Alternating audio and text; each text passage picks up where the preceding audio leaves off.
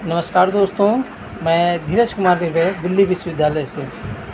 आज मैं बात करूंगा अपने देश के संबंध में, भारत के संबंध में। भारत एक महाशक्ति, भारत विश्व गुरु रहा है और लगातार हाल के वर्षों में लगभग एक दशकों से ये बात चली आ रही है कि भारत जो है फिर से विश्व गुरु बनेगा। हम सभी की भी चिंतन हम सबकी जो चिंतन है, हम सबकी चिंतन भी उस ओर है कि भारत विश्व गुरु बने।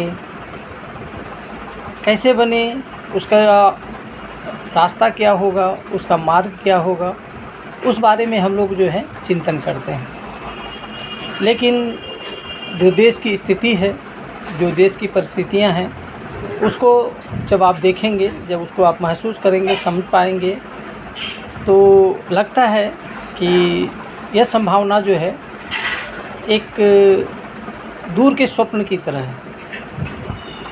कारण यह है कि अभी मैं कई राज्यों का भ्रमण किया। मैं भी असम गया था, असम के आसपास के इलाकों को भी देखा। असम राज्य का लगभग जो है मैंने बहुत कुछ चीज़ें देखी। उसके बाद पश्चिम बंगाल भी गया, अभी वहाँ नई सरकार बनी है, वहाँ की भी चीज़ें देखी। फिर अपने राज्य बिहार भी वापस आया, वहाँ भी बहुत चीज़ें देखी। फिर वहाँ से जो है उत्तर प्रदेश होते हुए दिल्ली वापस आया। इस नाते अक्सर जो है भ्रमण भी हो जाता है, साथ साथ जो है दर्शन भी हो जाता है। मैं एक ऐसी ट्रेन को हमेशा अक्सर को अपने यहाँ से लेता हूँ जो लगभग हमारे बिहार का दर्शन करा देता है। मैं वहाँ से जो है हमसफ़र एक्सप्रेस से आया और उसने जो है हमसफ़र एक्सप्रेस ने जो है लगभग जो है बिहार का दर्शन कराया। वो चंपारण होते हुए आती है, मुजफ्फरपुर, बेतिया, चंपारण होते हुए वह गोरखपुर की ओर आती है। तो एक प्रकार से लगभग पूरा बिहार देखने को मिल जाता है। उत्तर बिहार तो पूरा ही दिख जाता है इसमें। और जब मैं यहाँ से दिल्ली से जो असम गया था, तो उस दौरान भी मैंने जो है नाहरलागुन अरुणाचल एक्सप्रेस लिया था और उस ट्रेन की जो व्यवस्था थी उसको भी देखा और उधर से आते हुए तो हमसफ़र की भी व्यवस्था को देखा, जिसकी मैंने जो है शिकायत भी की। क्योंकि हमसफ़र एक्सप्रेस जो है एक प्रीमियम ट्रेन थी, मैं अक्सर उसमें पहले आता जाता था और वह एक वीआईपी ट्रेन थी एक तरह से। उसमें जो है फुल जितने भी डब्बे थे वो एसी लगे होते थे और सब में जो है कैमरे भी लगे हुए थे। मतलब अच्छी व्यवस्था इतनी अच्छी थी कि हाई क्वालिटी की थी, जो कि मुझे वो बहुत पसंद थी। लेकिन उधर से आते वक्त जो है तुरंत मतलब मैंने टिकट लिया तो मैंने जो है जान लिया कि वो जो है एसी में मिलेगा या ना मिले, इसलिए मैंने स्लीपर में लिया। और जब स्लीपर में लिया तो उसकी जो दुर्दशा थी वह देखने को मुझे अच्छे से मिल गई।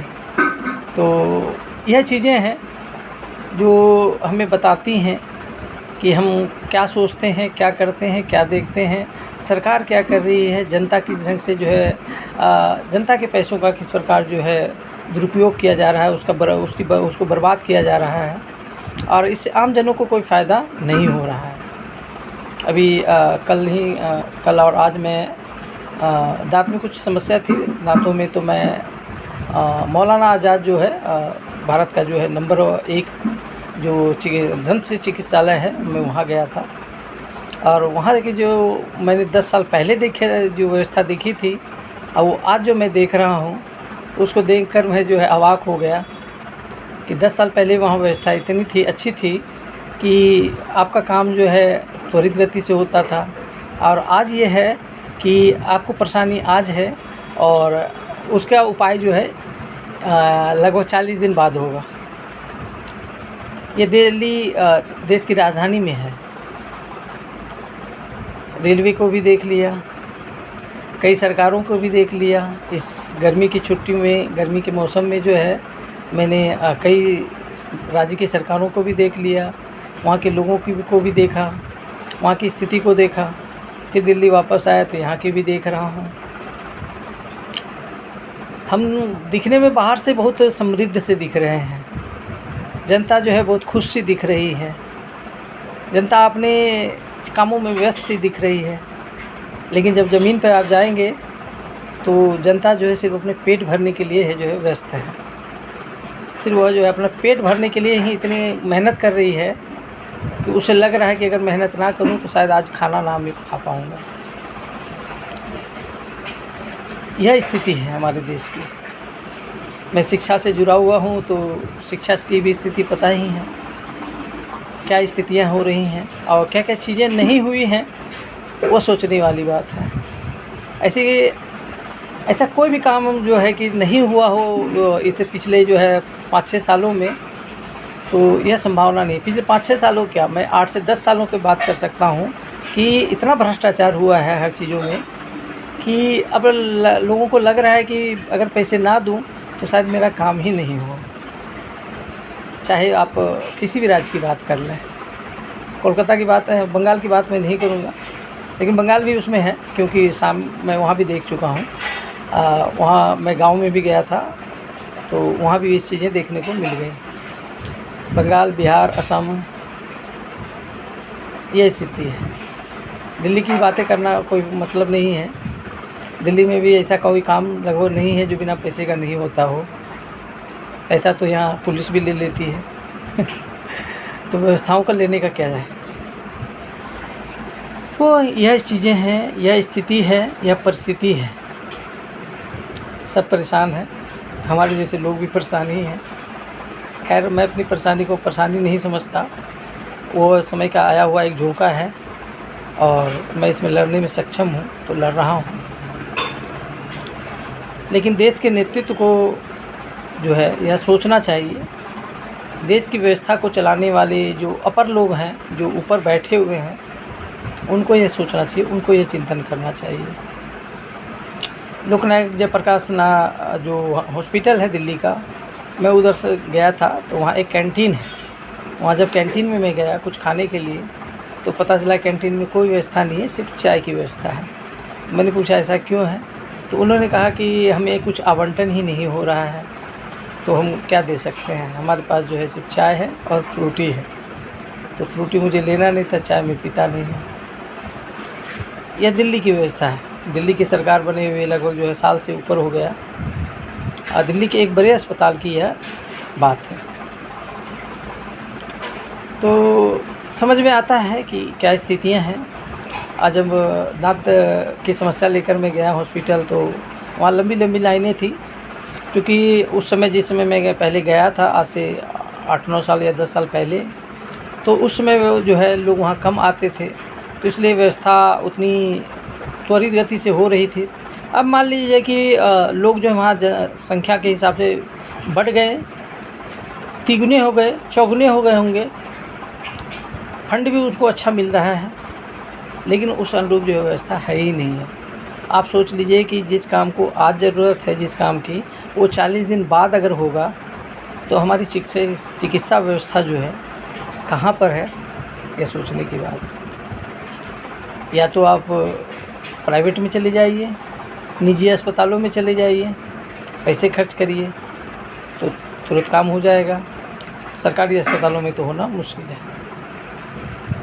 एम्स को भी मैंने देखा है, खैर एम्स तो मैं जाता नहीं हूँ, और अच्छा ये है कि मतलब मैं अन्य चीज़ों में जो है बीमारियों से थोड़ा अच्छा रहता हूँ, उससे बचा रहता हूँ। खैर ये है असम की स्थिति, बंगाल की स्थिति और बिहार की स्थिति, और वो साथ साथ जो है उत्तर प्रदेश की भी स्थिति। वहाँ के आम लोगों की स्थिति यह है कि वह दैनिक चीज़ें हैं उसका जुगाड़ अगर रोज़ ना करें तो शायद वो भूखे ही रह जाएं। बिहार की स्थिति हम सभी जानते हैं, बंगाल की भी जान नहीं रहे हैं। अभी मैं बंगाल देख कर ही आया हूँ, और असम में गया तो असम में भी यही चीज़ें देखने को मुझे मिली, और ये बहुत ही एक संकटग्रस्त स्थिति है जो आने वाले समय के प्रति हमें सचेत करती है कि हमारी जो व्यवस्था है, जो हमारी सरकार है, वह किस प्रकार काम कर रही है। बाहर से दिखने में तो बहुत साफ़ सुथरी है, बहुत अच्छा है, मोदी जी के प्रति तो मेरी भी रुचि है, तो इसलिए मैं मोदी जी का कभी विरोध नहीं करता। लेकिन हाँ, जब वो कुछ गलत होता है समाज में तो मैं उसका विरोध ज़रूर करता हूँ, चाहे वह मोदी जी की पार्टी की ओर से होती हो या उनकी सरकार की ओर से होती हो, ज़रूरी है। और शिक्षा व्यवस्था में भी जो है स्थिति देख रहे हैं, पेपर लीक होना आम सा हो रखा है। हर तरह का पेपर लीक होता है, आप पैसे दीजिए 30 लाख 40 लाख दीजिए और नौकरी भी पाइए, और MBBS या नीट के पेपर भी आप पा सकते हैं, उसमें पास भी हो सकते हैं। वो आंदोलन भी चल रहा है, हालांकि उस आंदोलन का मैं समर्थक नहीं हूँ, लेकिन आंदोलन हो रहा है और लोग कर रहे हैं। उड़ते तीर को ले हमारे जो है एक अच्छे जो जानकार हैं सोनम वांगचुक सर, उन्होंने ले लिया। उनकी समस्या लद्दाख की थी, उन्होंने जो पूरे देश की समस्या को अपने सर पे ले लिया। वहाँ अनशन के किए हुए हैं, भूखे हुए बैठे हुए हैं, और मुझे लगता है कि उनको ये चीज़ें नहीं करनी चाहिए थी, और ये जो पार्टी बनाई गई है उसको चक्कर में नहीं पड़ना चाहिए था उनको लद्दाख की समस्या थी, लद्दाख की समस्या ही वो लेकर जो है अनशन करते या और कुछ करते तो ज़्यादा बेहतर होता। और उन्होंने जो है ये कॉकरोच पार्टी जो है उनको उसमें वो शामिल से हो गए और उनके आंदोलन को उसमें ले लिया। यह उचित नहीं है, और मेरी नज़र में तो बिल्कुल ही नहीं है, क्योंकि वो खुद ही जो है उम्रदराज व्यक्ति हैं और स्वास्थ्य के प्रति उनकी सबको चिंता है, देश के प्रति सबको चिंता है, उनको भी चिंता थी, उन्होंने पूरे देश के मामले को ले लिया, जबकि उनको इस चीज़ों से अलग रहना चाहिए था। चलिए अब देखते हैं, और कुछ अच्छा हो सकता है तो हो, नहीं हो सकता है तो फिर युवा देश है, देश के लोग युवा हैं, शायद वो कुछ करेंगे, आज करें कल करें बाद में करें। अभी सर्वोच्च न्यायालय का भी हमने देखा कि जिनको हमारे जो है मुख्य न्यायाधीश ने कॉकरोच कहा था, उसी में से एक कॉकरोच ने जो है वहाँ उनके प्रति अपमानजनक बातें कह दी।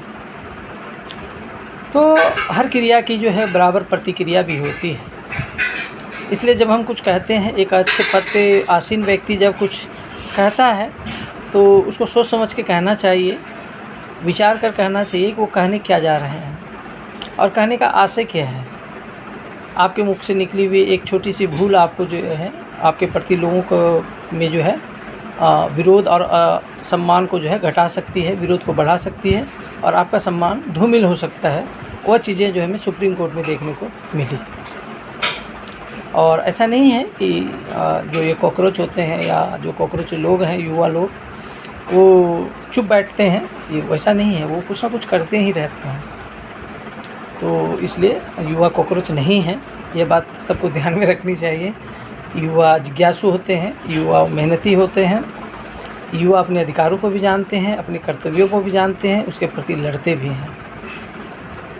खैर, जब तक देश में मोदी जी हैं तब तक बहुत बड़ा कोई परिवर्तन या बदलाव होना मुश्किल है, क्योंकि मोदी जी स्वच्छ छवि वाले हैं, उनके नाम पे वो कोई भी वोट दे देता है, चाहे उनका विरोधी ही क्यों ना हो।